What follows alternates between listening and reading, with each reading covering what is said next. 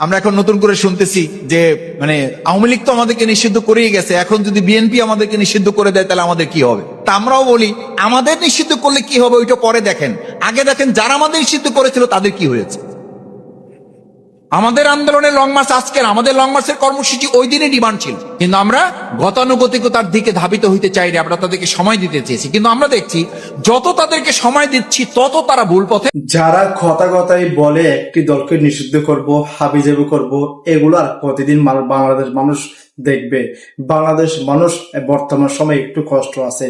তো আসলে যারা এসি রুমে ঘুমায়, এসি বাতাস খায়, আসলে প্রকৃত মার্কিন জীবন যারা দেখে না, আসলে একজন মধ্যবিত্ত ঘরের সন্তান হয়ে বলতেছি, বর্তমান দেশের মানুষের অনেক কষ্ট আছে। এত প্রতিহিংসা রাজনীতি করার কোনো দরকার নাই।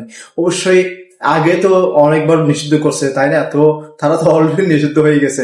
কার কথা বলছে আপনারা তো বুঝতে পারছেন। তো উনি শফিকুল মাসুদ কার কথা বলছে জানেন? আমাদের প্রতিমন্ত্রী নুরুল হক নূরের কথা বলছে।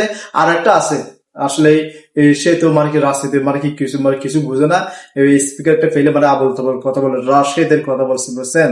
তো অবশ্যই শফিকুল ইসলাম মাসুদের কথাগুলো আপনারা শুনছেন। অবশ্যই কথাগুলো শুনে ওনার কথার সাথে আপনারা কি একমত হয়েছেন?